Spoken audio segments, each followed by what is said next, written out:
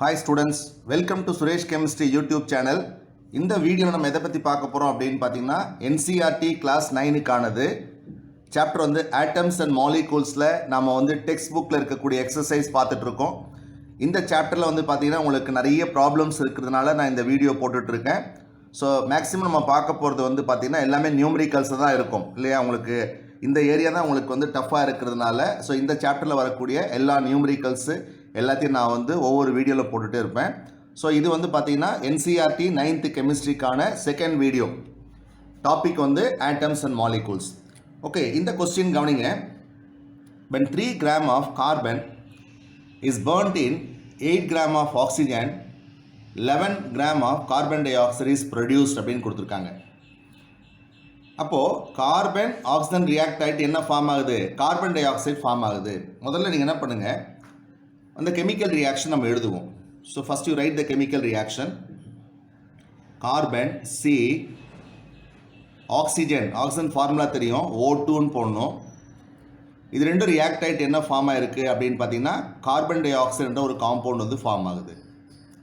இதான் அந்த chemical reaction. ஆக்சுவலாக கார்பன் வந்து சாலிட் ஸ்டேட்டில் இருக்கும், ஆக்சிஜன் வந்து கேஷியஸ் ஸ்டேட்டில் இருக்கும், carbon di oxide gaseous state. ஒரு ஈக்குவேஷன் எழுதியாச்சு. அப்போ carbon burnt in oxygen to give carbon di oxide produced அப்படின்னு போட்டிருக்காங்க. இப்போ அடுத்து நீங்கள் என்ன பண்ணணும், இந்த மாதிரி ப்ராப்ளம் போடும்பொழுது இந்த ஈக்குவேஷன் பேலன்ஸ் ஆகிருக்கான்னு நீங்கள் செக் பண்ணி பார்க்கணும். இப்போ லெஃப்ட் சைடு பாருங்கள், இதான் ரியாக்டன்ஸு, இது product. Left side only 1 carbon atom இருக்குது, right hand side only 1 carbon atom இருக்குது, ஈக்குவலாக இருக்குது. ஆக்சிஜன் ஆட்டம் இங்கே பார்த்தீங்கன்னா 2 ஆக்சிஜன் ஆட்டம் இருக்குது, O2ல் 2 ஆட்டம்ஸ் இருக்குது, இந்த O2லையும் 2 ஆட்டம்ஸ் இருக்குது. அப்போ ஆக்சிஜன் வந்து லெஃப்ட் சைடு ரைட் சைடு ஈக்குவலாக இருக்குது. அப்போது எல்லா எலிமெண்ட்ஸும் பேலன்ஸ் ஆகிடுச்சு. கார்பன் ஆக்சிஜன் வந்து லெஃப்ட் ஹேண்ட் சைடும் ரைட் ஹேண்ட் சைடும் ஈக்குவலாக இருக்கிறதுனால இது வந்து ஒரு பேலன்ஸ்டு கெமிக்கல் ஈக்குவேஷன். நீங்கள் பேலன்ஸ் பண்ண தேவையில்லை, ஏன்னா இது ஆல்ரெடி வந்து செல் பேலன்ஸ்டு கெமிக்கல் ஈக்குவேஷன். சப்போஸ் நீங்கள் இந்த மாதிரி ப்ராப்ளம் போடும்பொழுது ஈக்குவேஷன் பேலன்ஸ் ஆகலைன்னா பேலன்ஸ் பண்ணிட்டு தான் நீங்கள் போடணும். ஓகே, இப்போ கவனிங்க. எவ்வளோ கிராம் கார்பன் எடுத்திருக்காங்கன்னா 3 கிராம் கார்பன் இஸ் டேக்கன். இந்த கார்பன் எவ்வளோ எடுத்திருக்காங்கன்னா 3 கிராம் எடுத்திருக்காங்க. 3 gram carbon is burnt in 8 gram of oxygen. எவ்வளோ ஆக்சிஜனோட பர்ன்ட் ஆகுது? 8 கிராம் ஆக்சிஜனோட பர்ன்ட் ஆகுது அப்படின்னு கொடுத்துருக்காங்க. 11 gram of carbon di oxide is produce. எவ்வளோ CO2 ஃபார்ம் ஆகுது? 11 கிராம் ஆஃப் CO2 ஃபார்ம் ஆகுது. இதுதான் ஃபஸ்ட்டு ஸ்டேட்மெண்ட் அவங்க கொடுத்துருக்குது. அப்போது 3 gram of carbon combines with 8 gram of oxygen gives 11 gram of carbon di oxide. இது ஒரு ஸ்டேட்மெண்ட் கொடுத்துருக்காங்க, நான் எழுதிட்டேன். நெக்ஸ்ட் என்ன கேட்குறாங்க, what mass of carbon di oxide will be form when 3 gram of carbon is burnt in 50 gram of oxygen. அடுத்து என்ன கேட்குறாங்கன்னா, அதே 3 gram of carbon combines with 50 gram of oxygen, what mass of carbon di oxide is produced. இது எவ்வளோ வந்து form ஆகுது அப்படின்னு கேட்குறாங்க. இப்போ உங்களுக்கு கொஸ்டின் புரிஞ்சிருக்குன்னு நினைக்கிறேன். முதல்ல என்ன பண்ணுறாங்க, 3 gram of carbon 8 gram of ஆக்சிஜனோட கம்பைன்ட் ஆகிட்டு 11 கிராம் CO2 ஃபார்ம் ஆகுது.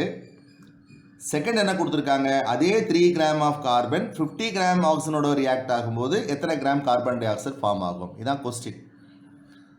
அதுக்கப்புறம் பாருங்கள், which law of chemical combination will govern your answer. So இது எந்த லா பிரகாரம் நடக்குது, இதுக்கு பின்னாடி என்ன லா இருக்குது அப்படின்னு சொல்லிட்டு கேட்குறாங்க. Okay right. இப்போ நீங்கள் இதுக்கு முன்னாடி சில விஷயங்களை தெரிஞ்சுக்கணும்.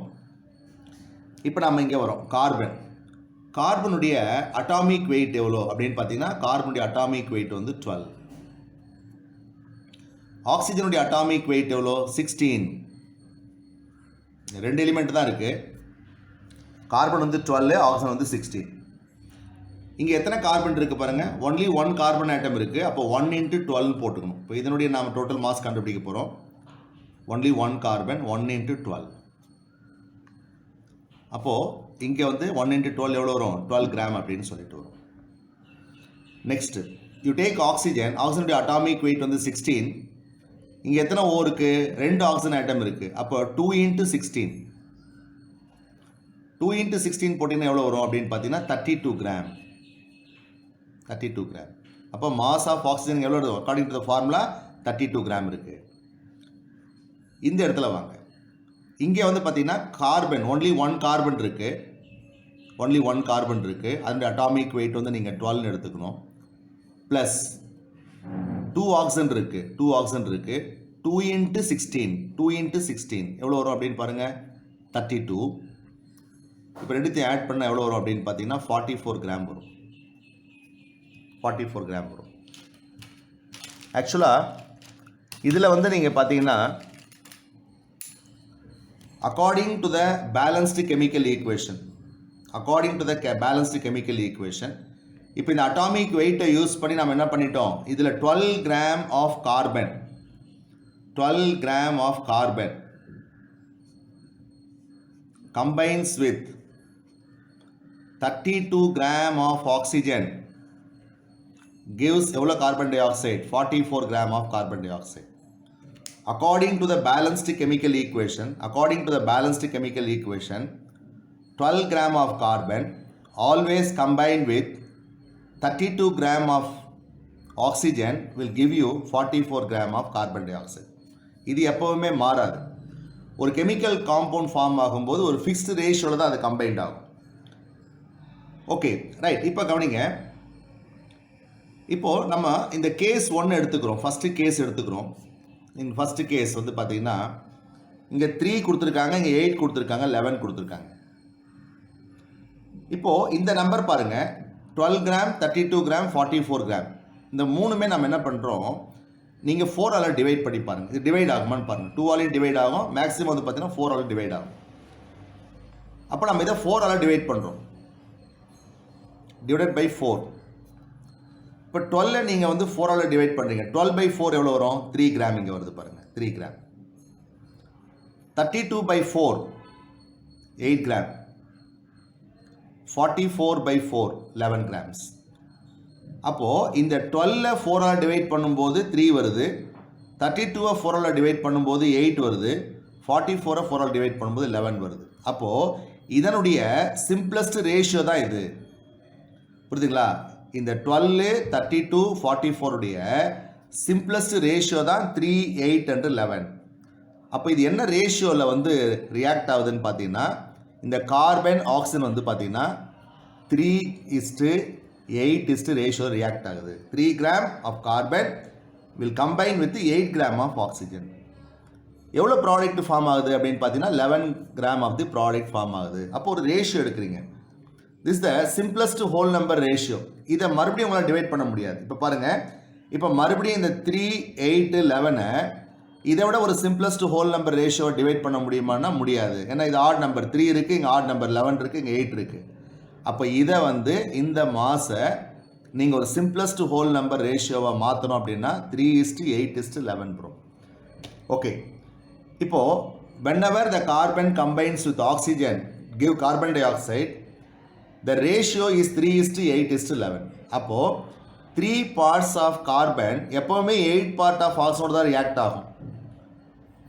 எவ்வளோ கார்பன் டை ஆக்சைடு ஃபார்ம் ஆகும்னா 11 parts of carbon di oxide form ஆகும். இது ரெண்டுத்தையும் ஆட் பண்ணால் 11 வரும். 3 + 8 gives 11. 3 + 8 11 கிராம் வருது பாருங்கள்.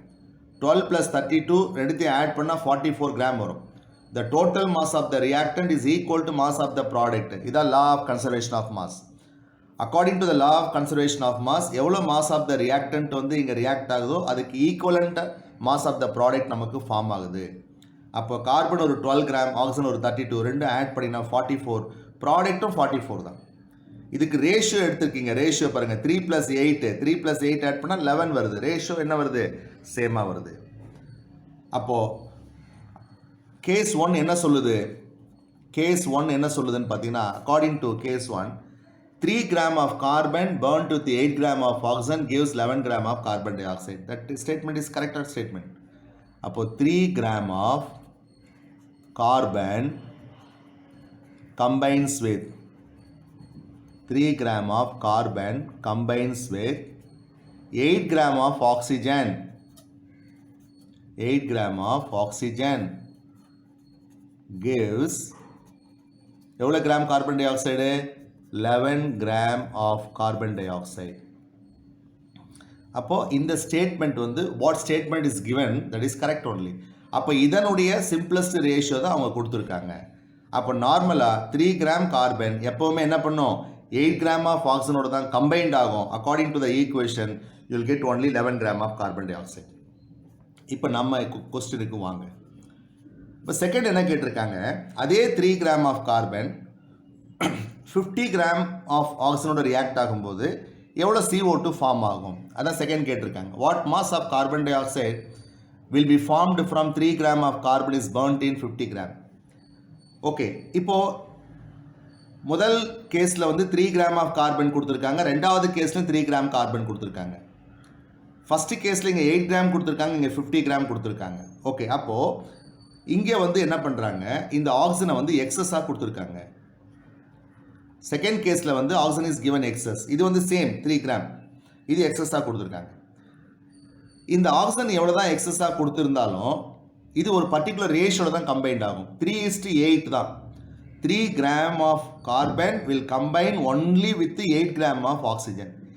Even though oxygen is present in excess amount, இது எக்ஸஸாக இருந்தால் கூட இதுக்கு எவ்வளோ தேவை, 3 கிராமுக்கு எவ்வளோ தேவைன்னு கேட்டால் 8 கிராம் தான் தேவை. அப்போ 8 கிராம் ஆஃப் ஆக்சிஜனை தான் அது யூஸ் பண்ணிக்கும். அப்போ this 3 gram of carbon it will take only 8 gram of oxygen out of 50. அப்போ 3 + 8 இங்கே எவ்வளோ ஃபார்ம் ஆகும் அப்படின்னு பார்த்தீங்கன்னா அகெயின் யூல் கெட் வந்து 11. அப்போ நீங்கள் ஞாபகம் வச்சுக்கோங்க, இதுதான் ரேஷியோ. எப்போவுமே கார்பன் கார்பன் ஆக்சிஜன் என்ன ரேஷியோவில் கம்பைன்ட் ஆகும், 3:8. அப்போ 3 gram will combine with only 8 gram. இது எவ்வளோ ஃபார்ம் ஆகும் அப்படின்னு பார்த்தீங்கன்னா CO2 எவ்வளோ ஃபார்ம் ஆகும்னா அது 11 கிராம் ஃபார்ம் ஆகும். அப்போது ஈவன் தோ இந்த அமௌண்ட் எக்ஸஸாக கொடுத்துருந்தா கூட 50 கிராம் கொடுத்துருந்தா கூட 50 கிராமும் கெமிக்கல் ரியாக்ஷனில் பார்ட்டிசிபேட் பண்ணாது. இதுக்கு எவ்வளோ தேவை அப்படின்னு பார்த்தீங்கன்னா 8 கிராம் மட்டும்தான் தேவைப்படும். அப்போ 8 கிராமோட தான் கம்பைன்ட் ஆகும். இது ஒரு லா. இது என்ன லா அப்படின்னு பார்த்தீங்கன்னா law of constant composition. So which law of chemical combination will govern அப்படின்னு கேட்டிருக்காங்க. Law of chemical law of constant composition or law of definite proportion. According to the law of constant composition, whenever elements combine, they combine in a simple ratio by fixed ratio தான் combined ஆகும் by their mass. அப்போது இதை நம்ம என்ன சொல்லுவோம், law of constant composition அப்படின்னு சொல்லுவோம். எப்பெல்லாம் ஒரு ரியாக்டன்ஸ் வந்து ஒன்னோட ஒன்று கம்பைன்ட் ஆகுது கெமிக்கல் ரியாக்ஷனில் ஒரு ஃபிக்ஸ்டு ரேஷியோவில் கம்பைன்ட் ஆகி தான் அது காம்பவுண்ட் வந்து ஃபார்ம் பண்ணும். ஓகே, அப்போது என்ன எழுதுறீங்க அப்படின்னு பார்த்தீங்கன்னா கேஸ் 2ல் 3 gram of carbon combines with only 8 gram